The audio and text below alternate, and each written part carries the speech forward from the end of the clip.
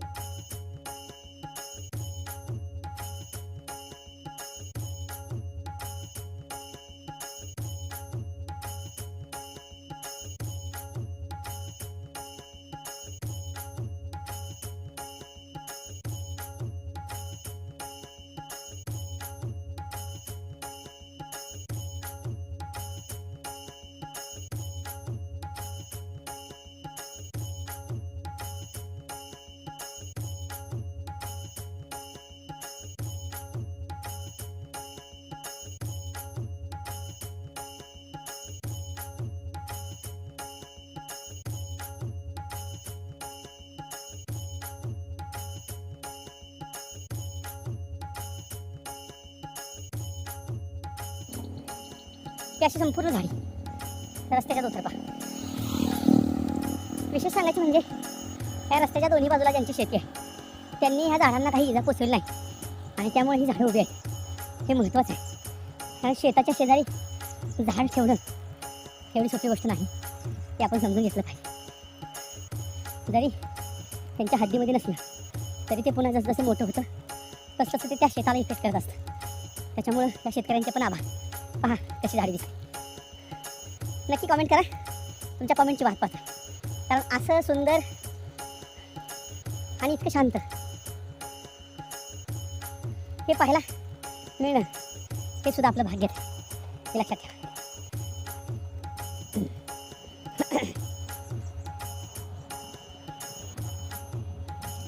हे पहा पाठीमागं सुद्धा हा रस्ता आपण सोडला तो.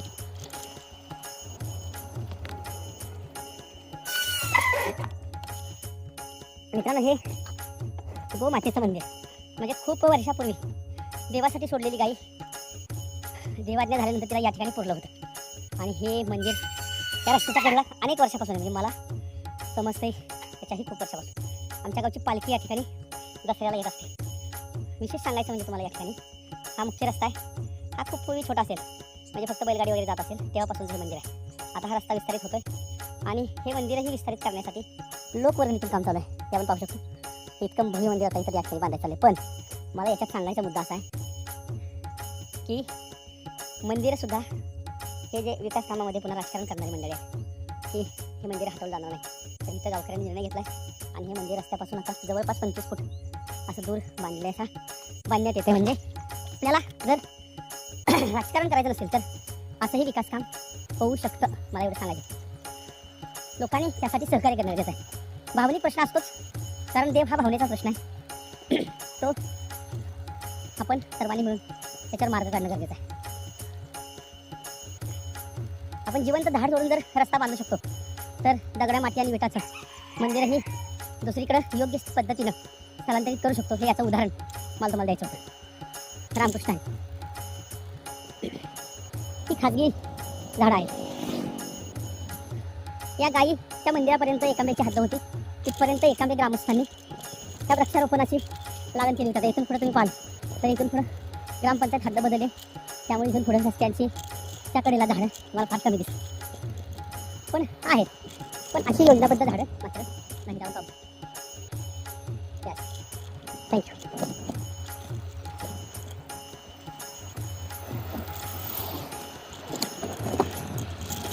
आपण त्या रस्ता होतो तो शेताचा रस्ता आणि हा मुख्य रस्ता जो शहरात जातो. त्याच्यामुळे हा सकाळपासून सुरू होते आणि याच्यावर शांतता नसतं. सांगायचं कोरेगाव हे तालुक्याचं ठिकाण फार मोठं नाही, परंतु कशी हळूहळू शांतता भंग होते याचं उदाहरण मला त्याला घेऊन द्यायचं. त्याच्या समोर तिथे गोळेवाडी नाव आहे. गोळेवाडी नावाचं गाव आहे जे आता कोरेगावपासून 3 किलोमीटर अंतरावर आहे. असं पाहायला गेलं तर हे मग कोरेगाव ग्रामपंचायतीच्या पोटात होतं. तो खूप जुन्या आहे. आता यांची ग्रामपंचायत सुद्धा खूपच नाही. हा मुलगा चालला शाळेमध्ये गोळेवाडीचा.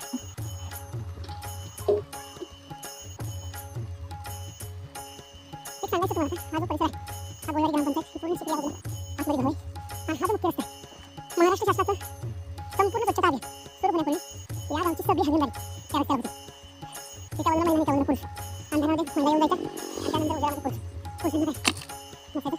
पण हा सांगायचं आहे की जर लोक त्यावर उभे आहे आणि शासनाने एखादा अभियान हातात घेतलं तर गावं जी सुंदर झाली स्वच्छ झाली. हा आता हा काही कचरा नाही आहे, हे होत आहे. हे शेतीसाठी उपयोग करतात. गावाला जरी दिसतं ना कचरा, पण हे तुमच्या आमच्यासाठी नैसर्गिक शेतीसाठी उत्पन्न देणार खत आहे.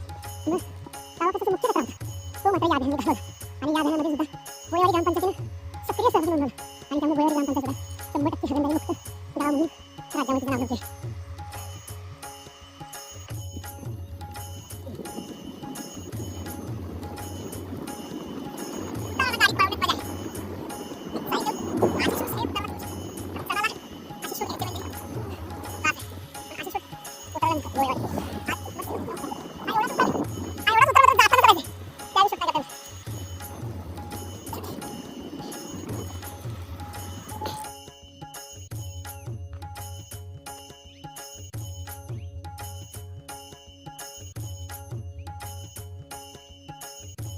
ही आणखी फुलणार आहे. कदाचित जसे फुलते तशी तिथे तोड आपण सोडलं. पूर्ण फुललेली काही दिसणार नाही आपल्याला. पण पहा, किती मनमोहक आहे.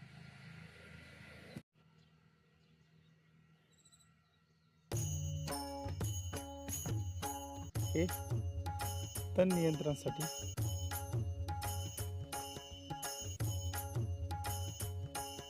वापरले.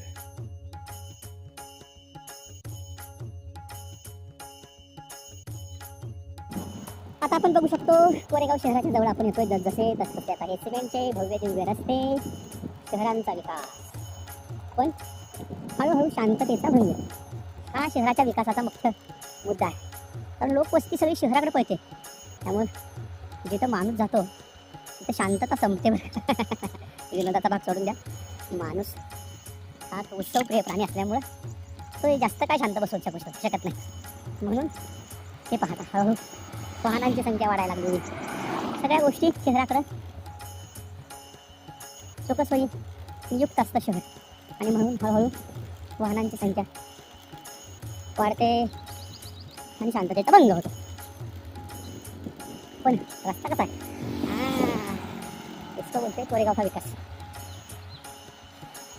कोणी मनावर घेऊ नका हे वाक्य, नाहीतर म्हणतील हा काय प्रचार करतो की काय. हा प्रचाराचा भाग नाही, झालेलं काम आहे, मान्य करावं लागेल. हे वा कशी वाढली वाहनं, कसा वाढला आवाज.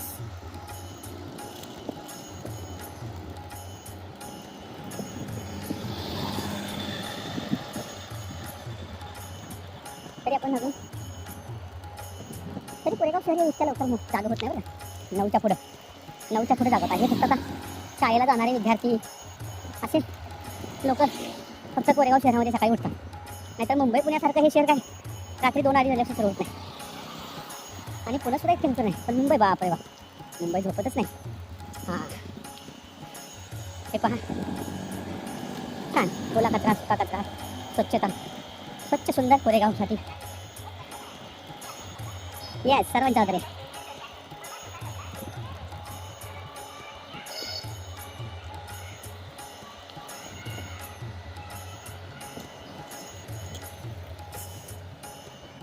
आता पहा हा कोरेगावचा मेन रस्ता. आता तुम्हाला समजेल कशी होते शांतता भंग. कशा वाढले रस्ते, कोरेगावातल्या रस्त्यांवर वाहनांची संख्या वाढली. नंतर शहरात होतो. कारण समजा एखाद्या गावामध्ये 10 गुंठ जागा आहे, एकच घर असेल, पण तिथं शहरामध्ये मात्र 10 गुंठ्यात एक असं गाव असू शकतं. इतक्या मोठ्या मोठ्या इमारती असतात, आणि त्यामुळं तिथं वर्दळ वाढते, आवाज वाढतो. त्यामुळं ही शांतता भंग होण्याचं प्रमुख कारण आहे. आणि गावात उत्सर्जनही कमी असते, त्यामुळे हवा स्वच्छ असते. तिथं आता आपण पाहतोय किती वाहनं कार्बन डायऑक्साईड सोडतात सकाळ सकाळी. म्हणजे रात्री निसर्गानं स्वच्छ केलेला कार्बन आम्ही पहाटेच त्या निसर्गाला पुन्हा एकदा देतो. त्यामुळे मी पाहिजे. चला आता आपण कोरेगाव जुनं स्टँड, इथं कोरेगाव जुन्या स्टँडची इमारत आधाराला येते बरं का. हो, कोरेगावचा आहे विकास, पण काही ठिकाणी अजून बघायचं आहे. तो जरा लवकरात लवकर सुधारला पाहिजे. अशा ठिकाणी माझे बिचारे दारू पिणारे मित्र उलटे पालटे होतात आणि जीवाला मृत्यू मुक्तात होत. त्यामुळे जरा लवकरात लवकर त्या गोष्टी पण करणं गरजेचं आहे. पण आता प्रेझेंटेशन कसं केल्यानंतर तुम्हाला दाखवतो मी आज. पण मला सांगायचा मुद्दा आहे की गावाकडची शांतता, गावाकडची सकाळ या सगळ्या मी का दाखवतो आज. काहीतरी नंतर कोरेगाव रिलेव्हेशनला पण आलो, त्याचं कारण थोडंसं जास्त अंतर सायकल चालवायचं म्हणतो.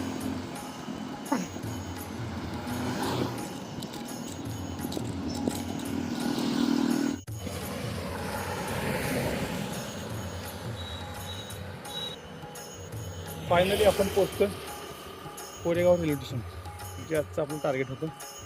चला पाहूया कोरेगाव रेल्वे स्टेशन.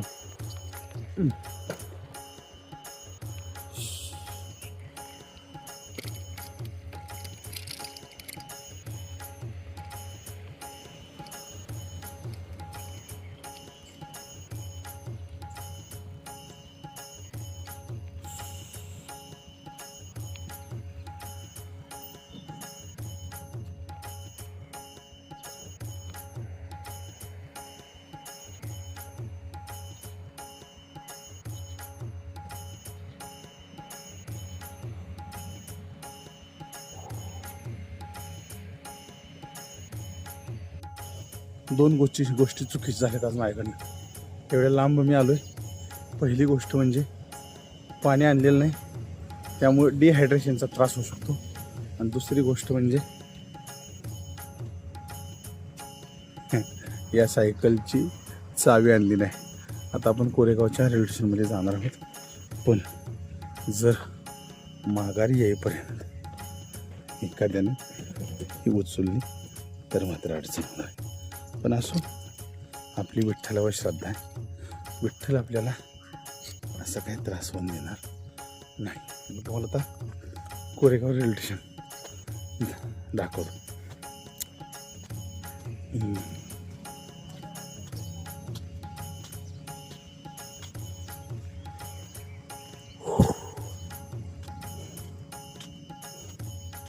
हे जुनं आहे बरं का, ही जुनी इमारत आहे.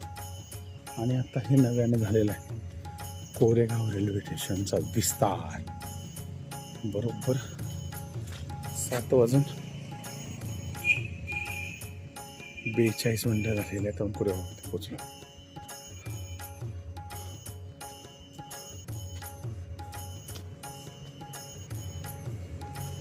काय खूप व्यस्त रेल्वे स्टेशन नाही बरं.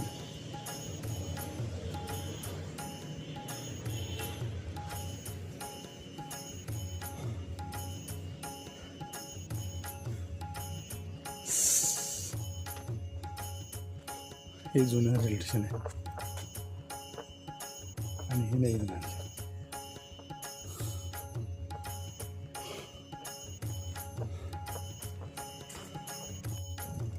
चला आपण निघतोय.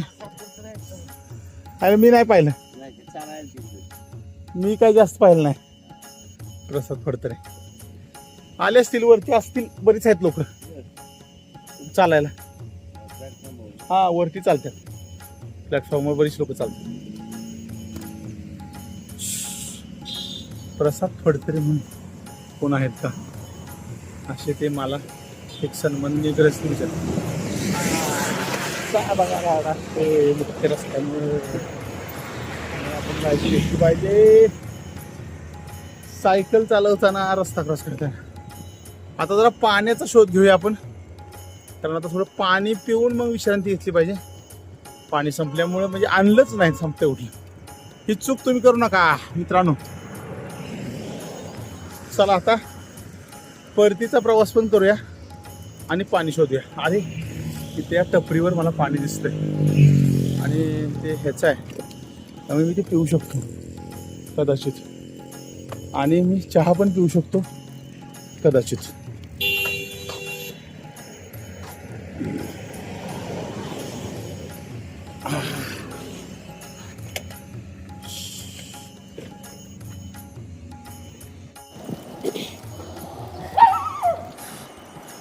हे डुएल कॅम म्हणून सिस्टीम आहे. आपण या कॅमेऱ्याचा वापर करून दोन्ही बाजू शूटिंग करू शकतो, फ्रंट आणि बॅक एकाच वेळी. कशी वाटली ही सिस्टीम नक्की सांगा.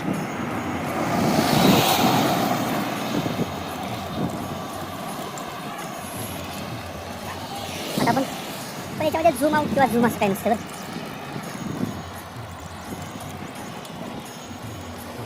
बोर्डवर पाहताय तिकडे जाणार नाही आपण आता घरी जाणार आहे.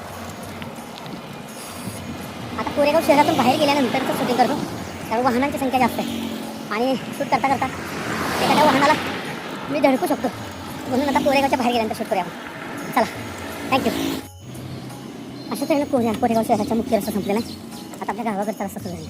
हा कोरेगाव शहराचाच काही भाग आहे, पण तो आमच्या गावाकडच्या रस्त्याला एवढी फारशी गर्दी नसते, त्यामुळे आपण शूट करू शकतो.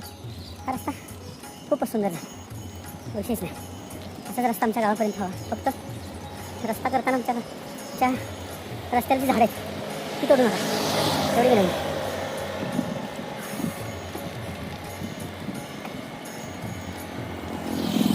आता काय मी सायकल चालवताना तुम्हाला जास्त माहिती देऊ शकणार नाही, कारण आज 6, 7, 8, 9 जवळपास 9 किलोमीटर आलो आहे. आणि 9 किलोमीटर जायचे म्हणजे 18 किलोमीटर सायकलचं रनिंग होणार आहे. म्हणजे जवळपास धरून 7 इथपर्यंत अंतर पूर्ण होणार आहे. 18 किलोमीटर 24 किलोमीटर आमच्या घरापासून माझं ऑफिस आहे. ठीक आहे, हळूहळू आता जाऊया.